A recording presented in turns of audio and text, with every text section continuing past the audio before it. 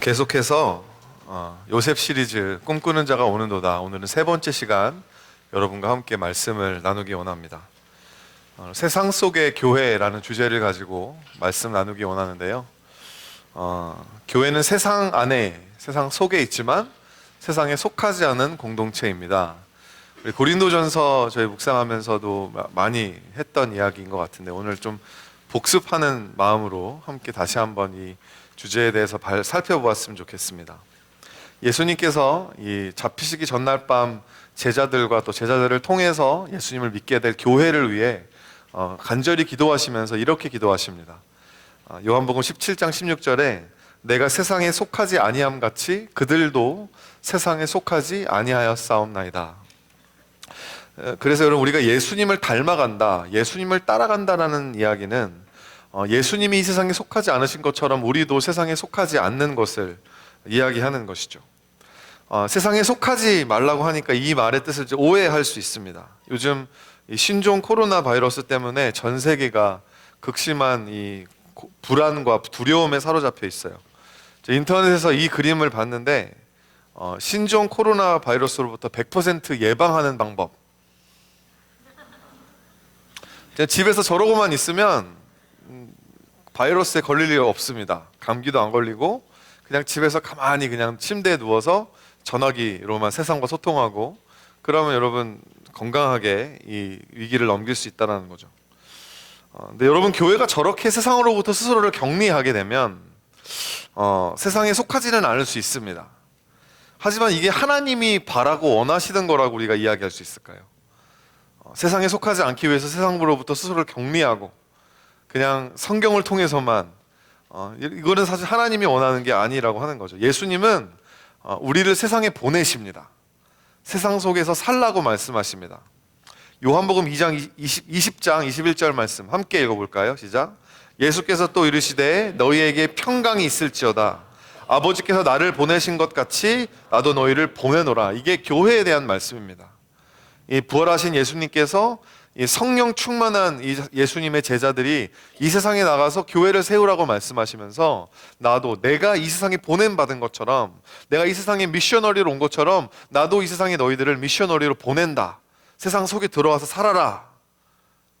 그래서 교회는 하나님께서, 예수님이 우리를 보내신 이 세상 속에 살지만 하지만 이 세상에 속하지 아니한 그런 공동체라고 하는 거죠. 몇 주 전에 제가 이 개념을 소개해드린 적이 있습니다. We are unalienated aliens and resident strangers. 에일리언, 이 완전 다른 낯선 사람이지만 그렇다고 해서 그냥 어디 동떨어진 곳에 있는 사람이 아니라는 거예요. stranger, 우리가 정말 세상 사람들이 잘 알아보지 못하는 좀 이상하게 생각하는 사람일 수 있지만 여기에 사는 사람이라고 하는 거죠. resident 하다라는 것입니다.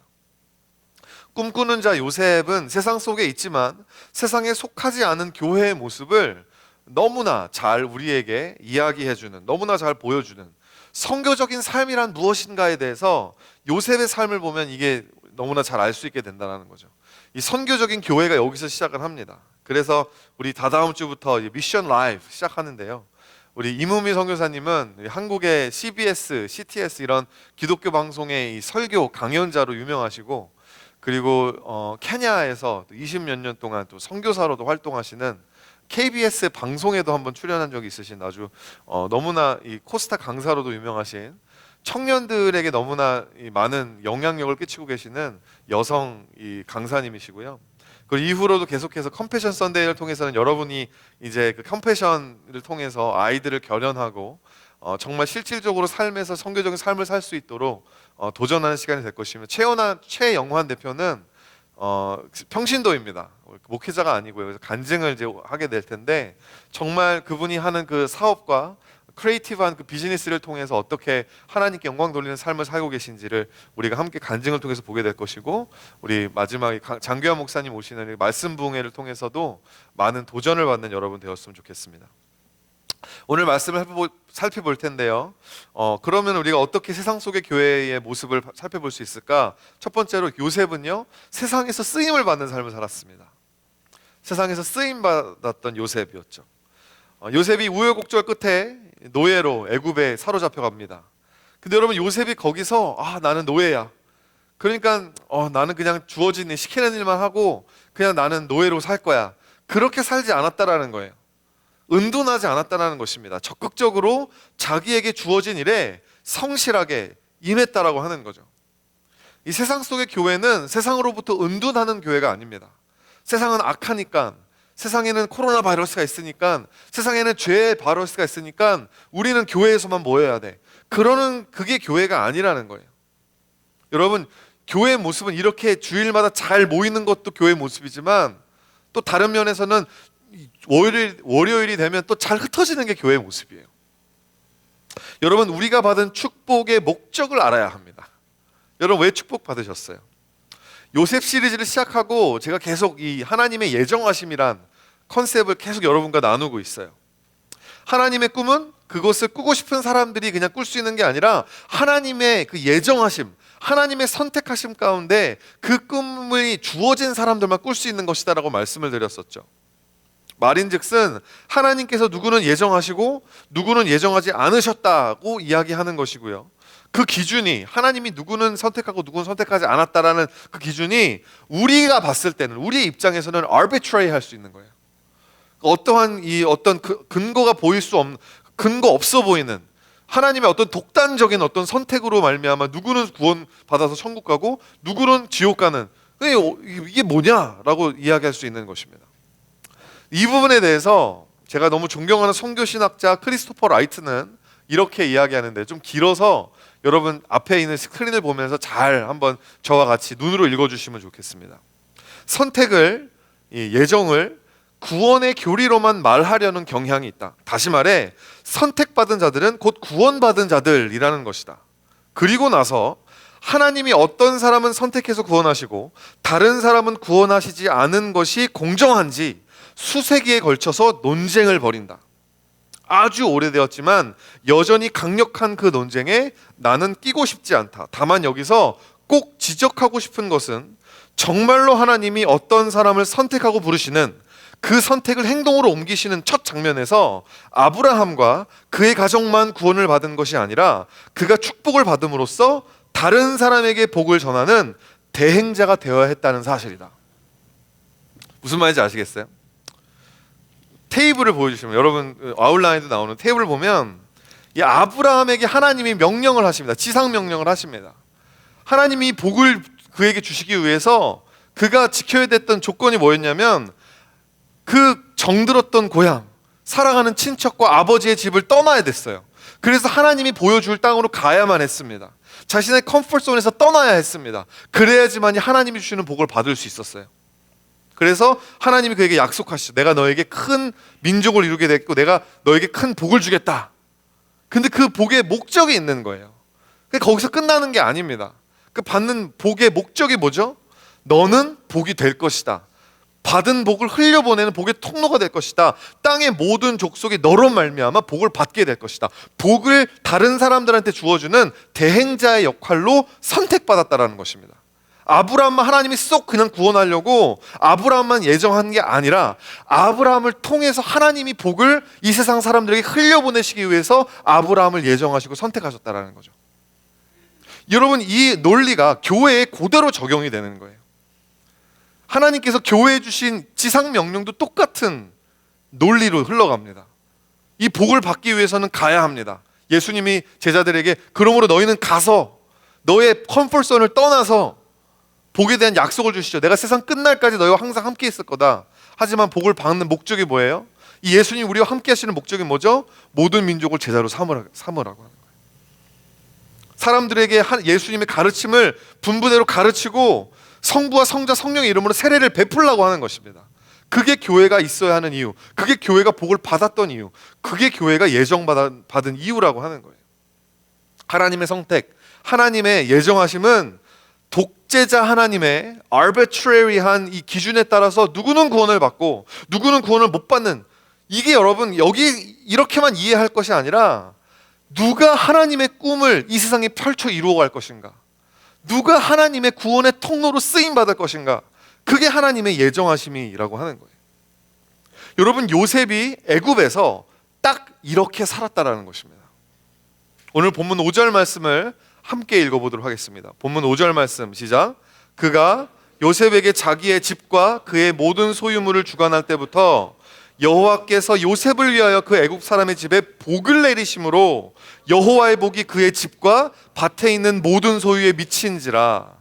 요셉이 아니었다면 여호와의 복이 보디발의 집에 미쳤을 이유가 없는 거예요. 보디발이라는 말이 보디바라, 보디바라인데 이 바라라고는 라가요.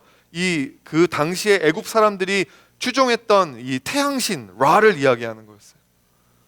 그는 우상 숭배자였습니다. 하나님과 상관없는 사람이었어요. 근데 그가 요셉 때문에 복을 받게 되었다라는 거죠.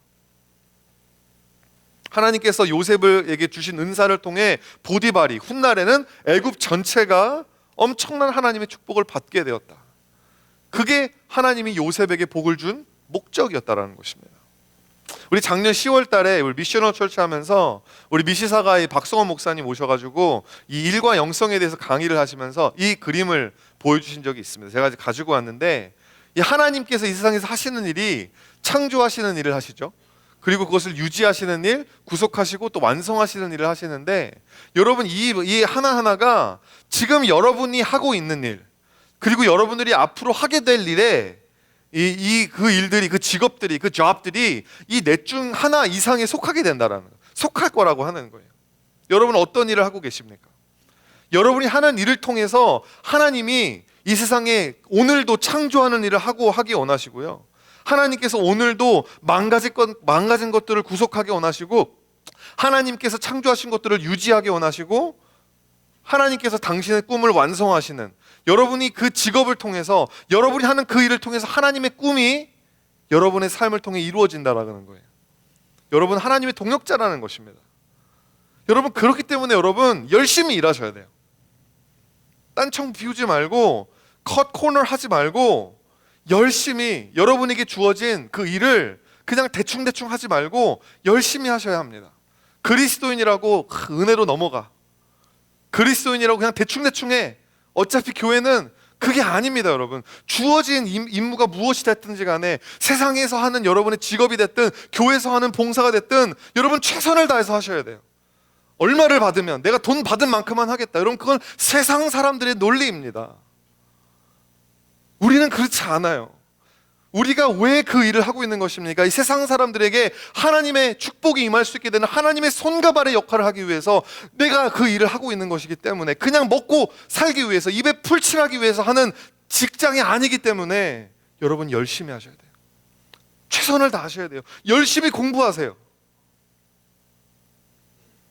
그리고 여러분 경쟁력이 아닌 탁월성을 추구하십시오. 경쟁력이 아닌 탁월성, 컴패리티브 할 건가 아니면 컴피턴 할 건가, 똑같은 말 같지만 여러분 아주 본질적인 다른 점이 있어요. 내가 하는 일에 여러분 탁월하면 경쟁력이라는 게 생기죠. 그렇죠? 요셉이 그랬습니다.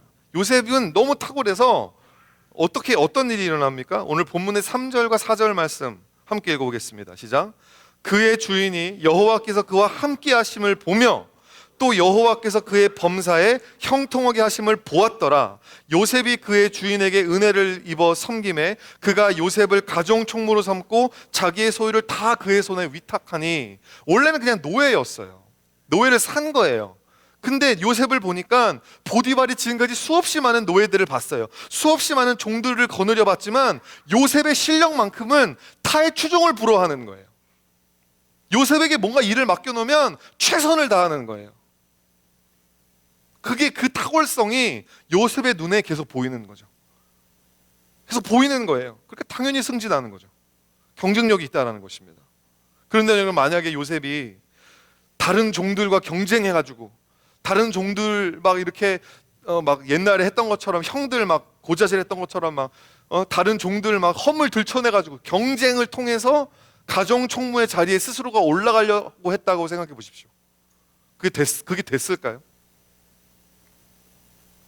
진짜 실력이 있어서 그 탁월성을 인정받아서 승진하는 게 아니라 그냥 경쟁 그 자체를 통해서, 권모술수를 통해서 사회적인 계급 사다리를 올라가려고 했다면 That's not a story we want to listen to. 사랑하는 성도 여러분, 우리가 이 사회의 일원으로서 탁월성을 추구함으로 경쟁력 갖추는 것 중요합니다.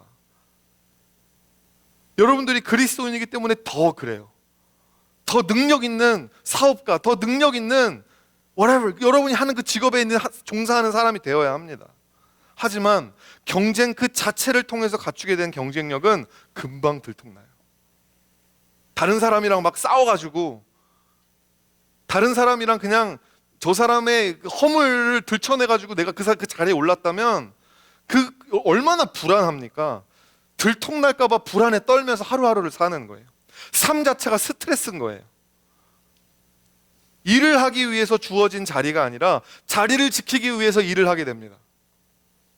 그러다 보면 그 일을 통해서 하나님이 하시고자 하시는 그 본질을 잃어버리게 되는 거죠. 영적인 의미가 없는 거예요. 내가 이거 일을 해서 뭐해? 그냥 돈이나 벌지 뭐. 그러니까 돈 더 주겠다는데 그냥 무조건 거기로 가는 거예요. 하나님의 뜻은 어디에 있든지 상관 안 하는 거죠. 여러분 그 일에 여러분 기쁨이 있어요? 성취감이 있습니까? 없는 거예요. 그냥 죽지 못하는 거죠. 정말 자기 일에 탁월한 사람은요, 자리에 연연하지 않습니다. 보십시오. 오늘 창세기 39장 20절 22절 보면 요셉이 옥에 갇혔어요.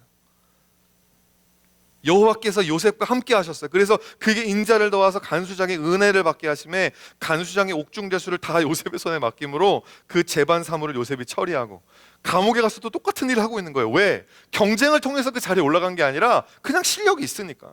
어딜 가든지 그 실력이 보이니까, 탁월하니까 어딜 가든지 경쟁 없이도 경쟁력이 있는 삶을 살 수밖에 없다라고 하는 거죠. 무슨 말인지 아시겠죠? 경쟁력보다는 여러분 탁월하기를 추구하시기를 바랍니다. 여러분이 하는 일에 정말 타의 추종을 불허하는 여러분 그런 스킬, 여러분 그런 기술들을 갖추세요. 그리스도인으로서 그렇게 하는 거 잘못된 거 아닙니다. 하나님의 부르심과 나의 성실함이 만날 때 우리는 세상을 축복하시는 하나님의 도구로 쓰임받는 탁월한 사람이 될 수 있는 줄을 믿으시길 바랍니다. 두 번째로, 근데 여러분 요셉이 세상에서 어떻게 유혹을 받죠? 세상에서 유혹을 받습니다. 세상은요, 그리스도인들의 탁월한 재능과 아름다운 용모를 탐해요. 우리가 예수님을 잘 믿어서 사람들이 막 와, 그것 때문에 감동을 받아서 우리를 탐하는 게 아니라, 여러분 우리가 가지고 있는 탁월성, 우리가 가지고 있는 아름다움, 이런 것들이 세상에서도 가치가 있는 것들이거든요. 내 부하 직원이 탁월하면 좋은 거거든요.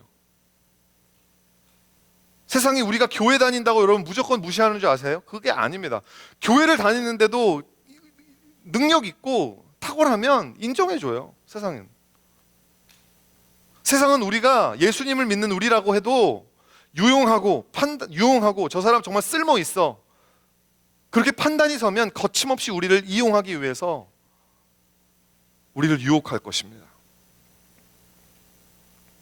요셉에게 어떤 일이 있었죠?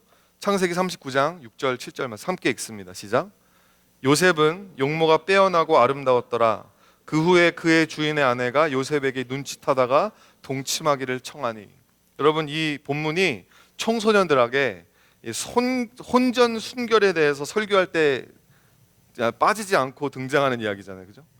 오늘도 오늘 보디발의 아내 혼전 순결 목사님이 강조하시겠구나. 그런 거 혹시 예상하지 않으셨어요? 표면적으로는 맞아요. 표면적으로는 요셉이 이겨낸 유혹은 sex outside of marriage였죠, 그죠? 하지만 그것이 요셉이 맞닥뜨렸던 유혹의 본질은 아니었다라는 거예요. 그가 뭐라고 이야기하면서 이 유혹을 거부하는지를 살펴봐야 돼요. 주의 있게 보겠습니다. 창세기 오늘 본문 8절과 9절 말씀 제가 읽어드릴게요. 요셉이 거절하면서 뭐라고 이야기하죠? 자기 주인의 아내에게 이르되 내 주인이 집안 모든 소유를 간섭하지 아니하고 다 내 손에 위탁하였으니 이 집에는 나보다 큰 이가 없으며 주인이 아무것도 내게 금하지 아니하였어도 금한 것은 당신뿐이니 당신은 그의 아내임이라. 그런즉 내가 어찌 이 큰 악을 행하여 하나님께 보디발께가 아니라 하나님께 죄를 지을 수 있겠습니까? 이렇게 이야기하는 거죠. 유혹의 본질이 뭡니까? 혼전 순결을 지켜, 이게 아니에요, 여러분. 그게 본질이 아니에요. 본질은 요셉에게 주어지지 않은 것을 요셉이 건들지 않겠다는 것입니다. 요셉에게 금지된 것을, 지금 요셉에게 금지되어져 있는 그 하나를 지금 거기다 손을 대라고, 한번 그냥 만져보라고 유혹이 들어온 거거든요. 그러니까 여러분, 요셉이 당한 유혹은 아담과 하와가 당했던 선악과의 유혹과 본질적으로 똑같은 거예요. 선악과가 뭐예요? 하나님이 에덴 동산의 이 모든 과실을 임의로 먹어라, 마음대로 먹어라, 다 너 거다. 하지만 하나만 건드리지 말라는 말씀 안 하셨죠? 하나만 먹지 마. 하나만 금지됐다. 요셉도 똑같은 거예요. 보디발 집에 있는 모든 게 다 요셉 마음대로 할 수 있는데 하나만 건드지 마. 아내만 건들면 안 되는 거. 그래서 요셉은 그 마님의 그 끈질긴 구애를 단칼에 거절한 것입니다. 여러분, 우리가 이 이야기를 잘못 해석하면, 그냥 도덕적으로만 요셉의 도덕성에만 집중해서 이해하면 잘못 해석하고 얕게 해석하는 것입니다. 표면적으로만 해석하는 거예요. 그래서 적용점이 혼전 순결밖에 없는 것입니다. 여러분, 요셉이 유혹을 거절할 수 있었던 이유는 그가 도덕적인 사람이었기 때문이 아니라 그가 영적인 사람이었기 때문이었어요. 하나님과의 관계가 살아있는 사람이었기 때문에 그렇다라고 하는 거죠. 내가 어찌 큰 악을 행하여 보디발이 아니라 하나님께 죄를 짓겠습니까? 이 이야기에 대한 영적 이해가 있어야 더 많은 삶의 영역에서 여러분 이 원리를 적용할 수 있습니다. 다른 예를 들어볼게요. 힘들게 취직한 회사가 있는 거예요. 너무나 힘들게 이 회사를 취직하다 보니까 처음에 너무 기쁜 거죠. 너무 기대가 되는 거예요. 근데 아니라 다를까 회사에서도 나를 너무 좋아해요. 나를 너무 인정해 주는 거예요. 너 정말 일 잘한다. 너 이런 친구가 우리 회사에 들어왔더니 우리 천군 만마를 얻은 것 같다. 막 이렇게 우리를 지켜 세워주는 거 얼마나 기분 좋아요. 인정받으니까. 그럼 회사가 어떡하죠? 우리가 잘하니까, 우리 탁월하니까 그냥 아예 그냥 아주 골수까지 탁 뽑아 먹으려고 맨날 야근을 시키는 거예요. 한국은 그래도 이 캐나다는 야근하면 야근 수당이라도 주잖아요. 근데 한국은 그런 것도 없어요. 그냥 하면 무조건 해야 돼요. 감당하죠. 왜냐하면 하나님이 나를 통해서 이 회사에서 하실 일들을 기대하니까 좀 힘들어도 제가 하겠습니다. 야근 주중에 합니다. 근데 나중에는 회사가 주일날도 들어와서 일하라는 거예요. 그럼 우리 안에 어떻게 해야 되지? 이것도 하나님의 일이니까, 내가 회사에서 하는 일도 하나님이 주신 예배니까, 그리고 그냥 목사님한테는 목사님 이해해 주실 거죠? 하나님도 이해하시겠죠? 이런 거 타협이에요. 여러분, 타협할 겁니까? 아니면 요셉처럼 거절할 것입니까? 내 삶 속에서 회사에서 건들 수 있는 부분이 있고 건들 수 있는 시간이 있고 건들면 안 되는 시간이 있습니다. 여러분 안에 어떠한 고백이 있으십니까? 여러분, 회사에 좀 일을 한다고 주일 성수 안 한다고 도덕적으로 문제가 돼요? 도덕적인 문제가 아니라는 거예요. 하지만 이건 영적인 문제라는 거죠. 세상이 주는 인정이 너무 목이 말라 있는 거예요. 다른 말로 하나님이 주시는 사랑과 하나님이 주시는 은혜, 하나님이 내 삶의 선한 목자라는 그 사실이 나에게 만족이 안 되는 거예요. 그러니까 세상이 나를 인정해 주니까 신나가지고 유혹에 빠져버리는 거죠. 사랑하는 성도 여러분, 하나님으로부터 받는 사랑과 인정에 충만하지 못할 때, 그것이 내게 충분하다고 생각하지 못할 때 우리는 반드시 세상이 주는 유혹에 넘어집니다. 자존감이 낮은데 누가 나 예쁘다고, 누가 나 멋있다고 인정해주면 그 사람이 어떤 사람이든 상관없어요. 신앙이 없는 사람이든 나랑 말이 통하는, 심지어는 나를 어떤 모양으로 학대하는 사람이라고 할지라도 그 사람이 나 좋다는데, 그 사람이 나 인정해주는데 그냥 마음을 너무 쉽게 줘버리는 거예요. 몸까지도 너무 쉽게 줘버리는 거예요. 여러분, 하나님 안에서 내가 어떤 사람인지 알면, 내 가치가 어떤 사람인지 여러분 우리가 알면 나 좋다는 사람이라고 무조건 만나지 않습니다. 쉽게 흔들리지 않아요. 꼬치꼬치 따지고 듭니다. 목회하는 저에게는 이런 유혹이 없을까요? 있죠. 저의 유혹은요, 성도들 한 사람 한 사람의 입만 맞춰주는 거예요. Catering to your needs. 그게 저의 유혹이에요. 목사님 설교 너무 좋아요. 너무 은혜 받았어요. 저는 이런 인정에 진짜 약해요. 칭찬받으면 막 너무 지금 상상만 해도 좋아요. 막. 너무너무 좋아요. 그러니까 그 사람이 하자는 대로 다 하고 싶은 거예요. 그 사람이 조금만 컴플레인하면 너무 마음이 힘든 거예요. 저 사람이 나 인정 안 해주면 어떡하지? 그러면서 하나님의 말씀, 하나님이 교회를 향한 하나님의 생각, 하나님의 꿈 이런 거 필요 없는 거예요. 그냥 그 사람이 하자는 대로 하는 거예요. 이게 여러분 그게 제 사명인가요? 제가 그거 위해서 부르심 받은 건가요? No way. 그건 제 유혹이에요. 여러분 유혹에 빠지지 않기 위해서 세상이 입혀주는 옷을 과감하게 벗어버려야 될 때가 있습니다. 옷은 그 사람의 지위를 나타내 주잖아요. 요셉이 어떻게 하죠? 그 유혹의 자리에서 12절 말씀 함께 읽어보겠습니다. 시작.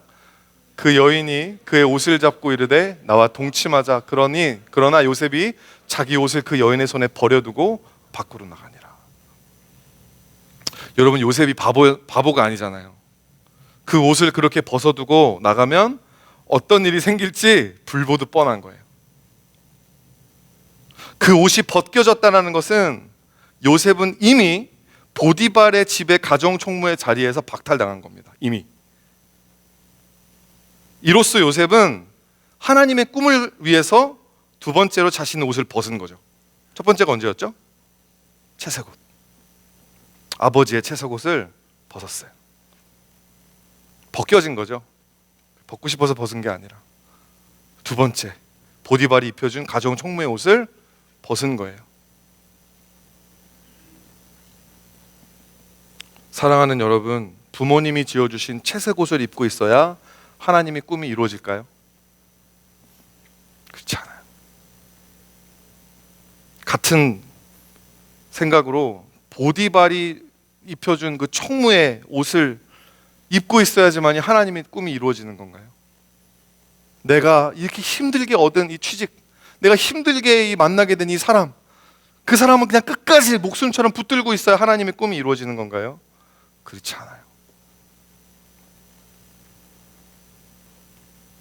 이거 하나님의 일을 위해서는 이거 어쩔 수 없는 거야. 우선은 회사에 잘리지 말아야지. 우선은 승진을 해야지. 우선은 내가 결혼을 하고 봐야지. 우선은 내가 내 사업이 잘 돼야 하나님의 일도 할 수 있는 거지. 그렇지 않습니다. 신자에게는 하나님의 나라와 그의 의를 구하는 게 우선이에요. 세상이 입혀주는 옷을 벗어진다고 하나님의 꿈이 없어지는 게 아닙니다. 지난주에 저희 교회 한 집사님 부부가 하시는 가게에 신방을 갔었어요. 샌드위치 가게를 하시는데 이제 아시는 분은 아실 거예요, 누군지. 여러분 샌드위치 가게를 하면 큰 돈이 되는 일이 다른 회사들과 계약을 맺고 이 케이터링을 하는 거예요. 회사들이 미팅할 때 점심시간에 이렇게 케이터링 하는, 그게 사실은 정말 이 돈을 많이 벌 수 있는 기회인 건데, 이분들이 이제 비즈니스를 시작하고 얼마 안 돼서 좋은 인연이 닿아가지고 이 사람들이 정말 이 회사를 소개시켜 준 거죠. 정말 큰 돈을 벌 수 있는. 그래가지고 막 계약을 하고 막 준비를 하는데 나중에 알게 된 게 이 사람들이 지금 일을 해야 되는 시간이 언제냐면 주일인 거예요. 이분들이 정말 이 비즈니스 하는 이유가 하나님 나라 섬기기 위해서 하는 거고, 그리고 정말 교회에서 정말 사역자 못지않게 정말 헌신적으로 사역하시는 분들인데 주일날 이걸 하면 이제 교회 사역도 예배도 못 가는 거죠. 얼마나 고민이 됐겠어요. 고민하다가 어렵게 그 회사 담당자한테 그날은 주일이라, 내가 그리스도인이라 내가 교회를 가야 되고 해야 돼서 나는 일 못한다 했더니 그 사람이 You have a great faith 이랬겠어요? Are you kidding? 너 지금 나랑 장난해? 돈 벌기 싫어? 막 핀잔을 주는 거예요. 기분 나빠하는 거예요. 당연히 계약은 무산되고 상대방이 소개시켜준 사람도 얼마나 민망했겠어요. 믿고 소개시켜줬는데 그걸 턴다운 한 거니까 여러모로 마음이 너무 안 좋으셨다고 합니다. 여러분 눈빛을 보니까 그래서 어떻게 됐는데요? 우리한테 그게 중요하잖아요. 그 다음에 어떻게 됐냐고. 근데 여러분 여기서 끝나도 사실 엄청난 간증 아니에요?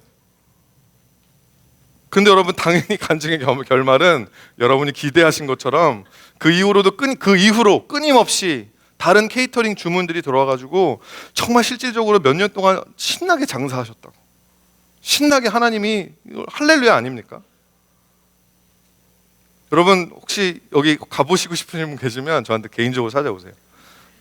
주소랑 연락처 드릴 때 진짜 맛있습니다. 제가 저랑 문동환 전사님이랑 가가지고 샌드위치 2개 먹고 2개 먹고 싸주셨어요. 우리 부모님 저기 집안에 갖다 주라고. 근데 가가지고 저는 제가 한 조각 먹어 너무 맛있어가지고 집에서도 또 먹었습니다. 갑자기 또 생각하니까 여러분 유혹에 빠지지 않으면 이런 이익들이 있는 것 같잖아요. 근데 여러분 유혹에 빠지지 않으면 어떤 일이 생기게 되냐면 핍박을 받습니다. 세 번째, 세상에서 요셉은 핍박받았습니다. 세상에서 핍박받는 요셉. 요셉이 보디발의 아내의 유혹을 뿌리치고 도망갔을 때 여러분 이 여자 안에 있었던 요셉을 향한 탐심이 요셉을 향한 증오로 뒤바뀌어 버려요. 내가 얘를 가져야겠다 이러다가 이 막 안 된다 그러니까 자존심이 상하는 거예요. 미워하는 거죠. 요셉이 벗어두고 간 옷을 자기 남편에게 보여주면서 요셉이 나를 겁탈하려고 그랬다고. 그러다가 자기가 소리를 지르니까 옷을 벗어두고 도망갔다는 이런 개연성 없는 소설을 쓰고 있는 거예요. 여러분 이 말이 안 되잖아요. 정말 겁탈을 하고 있는데 왜 옷을 버려두고 갑니까? 그거 먼저 가져가야지. 말이 안 되잖아요. 여러분 이게 보디발이라는 권력자의 아내가 한 거짓말이니까 먹힌 거지 보통 사람이 했으면 아무도 안 믿었을 거예요. 그리고 저의 생각에는 보디발이 아내가 이 거짓말하고 있다는 걸 저는 알았을 거라고 생각해요. 정말 요셉이 자기의 아내를 건드리려고 했음을 믿었다면 어차피 연고도 없는 사람이에요. 자기 자식입니까?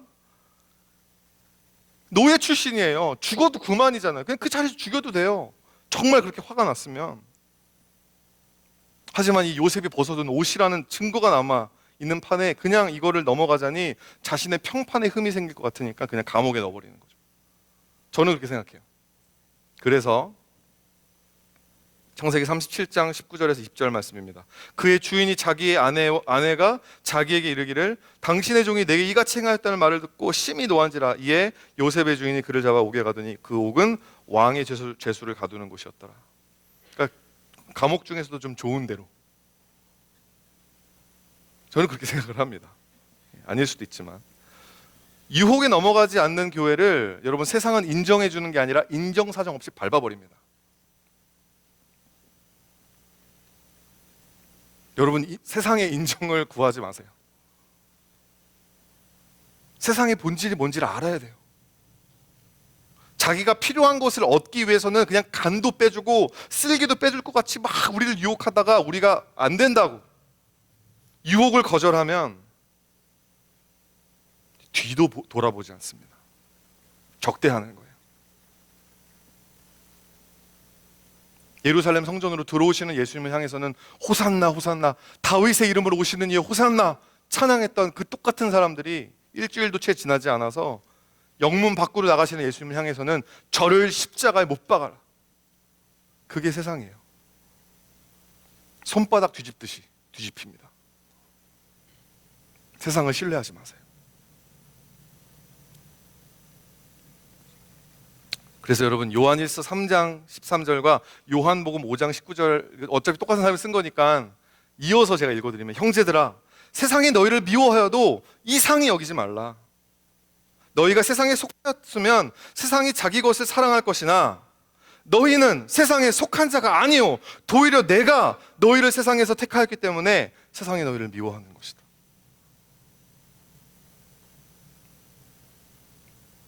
세상이 여러분을 미워할 때 여러분이 세상이 하자는 대로 안 따라줘서 여러분을 거절할 때 이상하게 여기지 마세요. 당연한 거예요. 세상에 속한 교회는 여러분 세상의 사랑을 받는 교회예요. 세상 사람들이 박수 쳐주는 교회예요. 박수 받을 수 있죠. 우리가 정말 교회답게 해서 사람들이 감동받을 수 있죠. 근데 여러분, 정말 세상에 속한 교회는 세상이 두려워하지 않아요. 아무렇게나 여겨요. 세상이 얕잡아 봅니다. 여러분, 유대인들이 안식일 지키는 거 보면 무서워요. 대단해요. 여러분, 지난 온타리오 총선 때 제가 사는 지역구 라이딩에서 유대인들이 안식일이랑 겹친다고 페티션 해가지고 예비 투표 날짜를 바꿨어요. 그에 비해서 우리는 세상에게 너무 친절해요. 하나님이 좀 양보하세요. 세상 사람들이 돈 벌기 원한다니까 하나님이 좀 양보하세요. 주일날 예배 드려야 돼서 여러분, 유대인 재단으로 운영되는 대학교들 있잖아요. 그런 대학교에서는 주일날 시험 많이 봐요. 저는 한 번도 주일날 예배를 드려야 되니까 기독교 학생들이 시험 날짜 바꿔달라는 청원을 학교에 냈다는 소식을 한 번도 들어본 적이 없어요. 하나님이 좀 양보하세요. You're not that important. 세상이 더 중요해요. 여러분, 우리는 세상에 속한 모습들이 너무 많아요. 마태복음 5장 10절 말씀. 의를 위하여 박해를 받는 자는 복이 있나니 천국이 저들의 것입니다. 여러분, 의를 위해서 박해받고 계십니까? 아니면 박해가 무서워서 세상을 우선으로 살고 계십니까? 여러분, 의를 위해서 살기 원하는데요, 이게 너무 힘들어요. 핍박이 따라오거든요. 광야에서 마귀의 유혹과 시험을 이겨내신 예수님에게 주어진 게 여러분 뭐였어요? 십자가였어요. 여러분, 이것이 우리의 현실입니다. 정말 그리스도의 제자로 살아가기 원한다면 십자가를 피할 수 없어요. 여러분. 핍박을 받아야 돼요.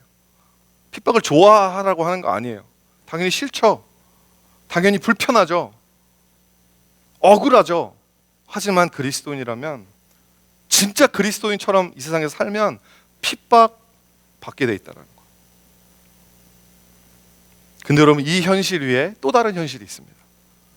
창세기 39장의 구조를 잘 살펴보면 이렇게 나와요. A 1절부터 6절까지, 그 다음에 중간 B 7절부터 20절까지, 그리고 A 다시 21절부터 23절까지, 이렇게 구조가 되어 있습니다. 자, B 부분, 중간 부분이 보디발의 아내가 유혹하고 그것을 이겨냈더니 핍박받고, 그 부분이 이 B 부분이에요. 이게 우리의 현실입니다. 우리는 이 B를 살아가고 있는 거예요. 근데 이 B를 감싸고 있는 A와 A 다시의 현실이 우리에게 있다라는 거죠. 다음 보여주세요. A 다시에 보면 여러분, 계속 반복되는 네 가지 구절들이 있어요. 여호와께서 요셉과 함께 하심으로 2절, 여호와께서 요셉과 함께, 똑같은 말로 2절과 21절에 반복이 되고, 그의 범사에 형통하게 하신 것을 보았다라는 말이 3절과 23절에서 반복이 되고, 그의 주인에게 은혜를 입어 섬기게 했다라는 말이 4절과 21절에서 반복이 되고, 자기 소유를 다 그의 손에 위탁했다, 맡겼다라는 말이 4절과 22절에서 반복이 됩니다. 여러분, 이거 그냥 쓰다 보니까 자기도 모르게 그냥 하게 된, 의도적으로 반복하고 있는 거예요. 뭐죠?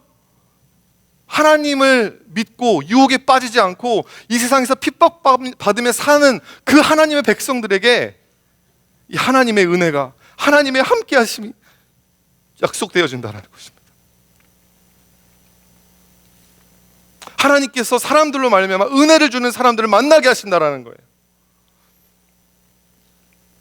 하나님이 여러분들에게 여러분들의 탁월성을 통해서 이 세상을 축복할 수 있도록 계속해서 자리들을 열어주신다는 거예요. 눈에 보이지 않는 하나님께서 그렇게 오늘도 역사하고 계신다는 거예요.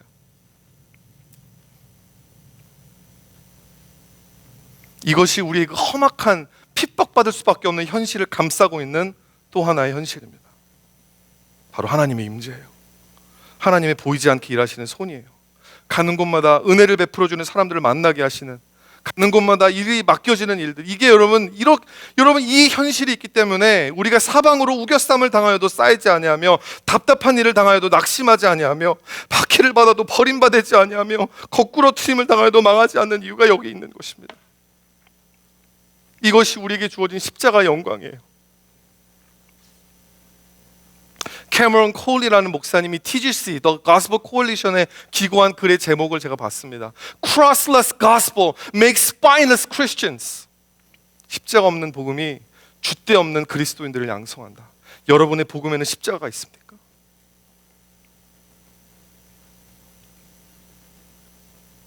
말씀을 마치겠습니다. 히브리서 13장 5절 말씀 우리 함께 읽어봤으면 좋겠어요. 시작. 돈을 사랑하지 말고 있는 바를 족한 줄로 알라.